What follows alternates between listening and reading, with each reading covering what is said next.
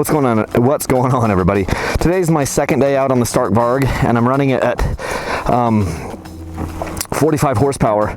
The thing I wanted to tell you guys is that instead of stumbling over my words like I kind of did here, I'm just going to give you a synopsis here. What I'm talking about are the KYB forks on this Stark Varg, and I'm actually very impressed with them. So you saw me looking at those finger clickers. I shouldn't say finger clickers because they didn't put them on there. You'd think that with a bike like this, you'd get finger clickers, but you didn't. Okay, so we're talking about a KYB, the KYB front suspension.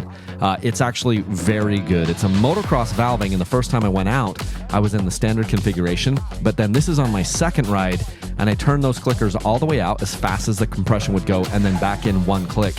And I was actually really stunned at how much more compliant it was on these rocks and these square edges.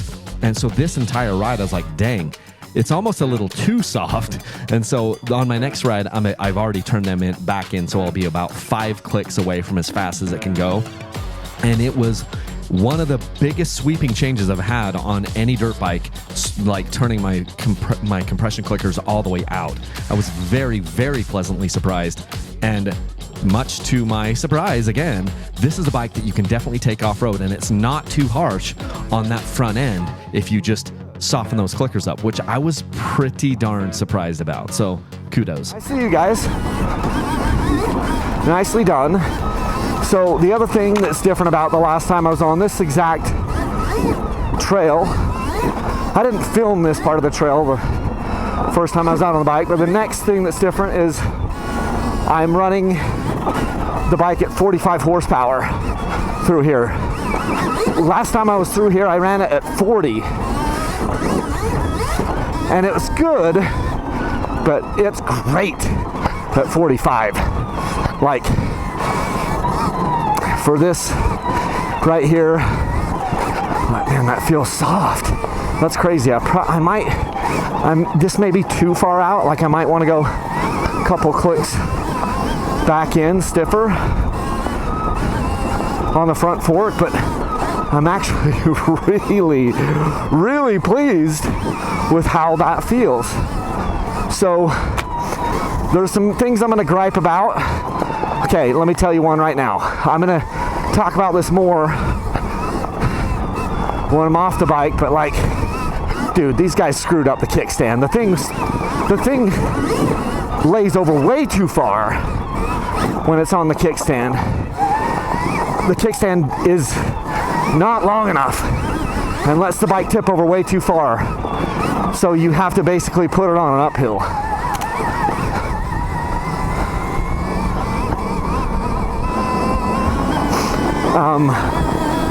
So the kickstand, they whiffed on that. So like, and how they did that, I don't know. I mean, you've seen other bikes. You just can't have the thing, or the darn thing tip over that much. Family program here.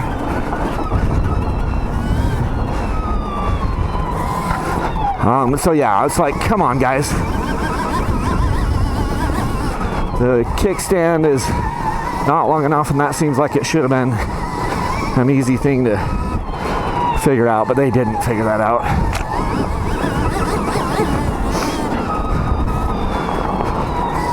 But man,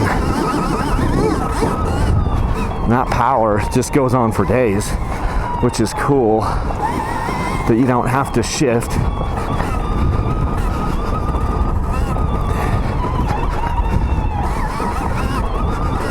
Top speed of the bike, I don't know if I've told you guys, I ran it at 60 horsepower, and the fastest I could get out of it was about 69. I mean, mode 5, 60 horsepower. Let's punch it. We're topping out up the road at, what is it saying, about 70, 69? Maybe it would go faster, probably would go faster if I turned it up to 80 horsepower. Again, let's see if we can get any faster on the way down. All right, here we go. No, not much. 65, pin 68, 68, 69. I never really saw it do 70. It might have gone to 70 at one point, but here, the last time out, that was as fast as it would go at 60 horsepower, which is weird because basically all the gas bikes that I've had will do about 80. Not the motocross ones. I haven't really tested the motocross versions for top speed, but my other 2-strokes and 4-strokes, they've typically been able to go pushing 80. This bike was about 10 miles per hour slower overall. It gets there crazy fast, but once you get there, it's feels kind of short, not super fast. So that was kind of interesting. Thought you guys might like to know that. There's a bunch of people out here today out at the staging area, and I was wondering if I was going to be able to hear people like coming up on me, like head on, if I would hear people.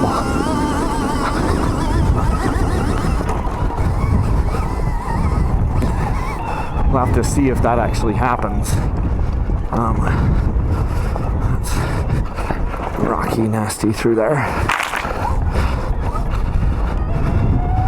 So, anyway.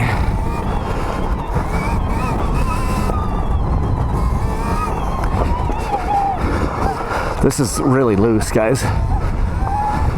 The dirt's loose.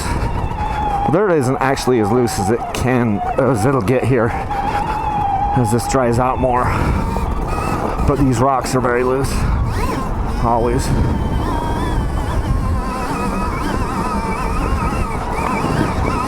It's a weird sensation not shifting,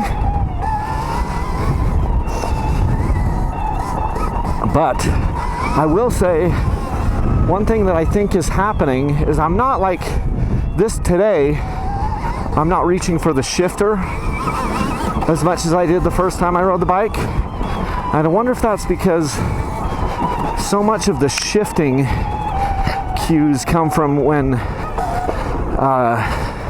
you're hitting the motor. Like you hear the RPMs of the motor and you get used to like certain, when it starts to sound a certain way, then you hurry and shift. Although when I do come up to the hills, that's where I feel like the tendency to want to try to shift or something.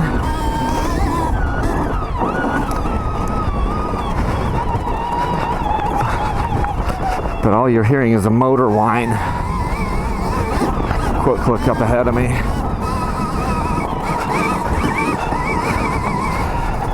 You can tell I'm not riding a ton. It's my low back is just saying, hi, we're here. That's where I typically get the most tired, is in my low back.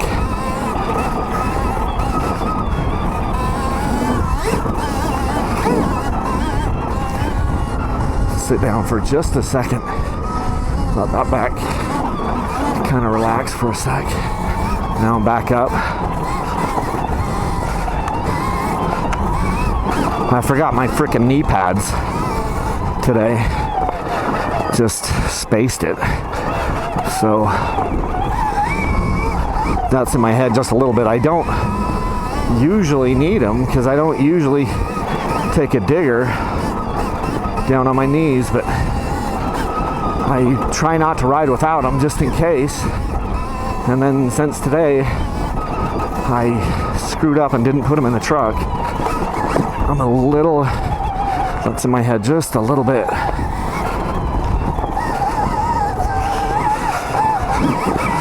When I left the truck, I had 98% battery.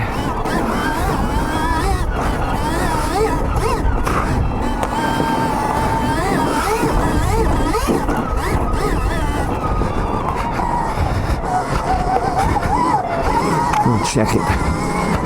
Now, let's see where we're at. 87.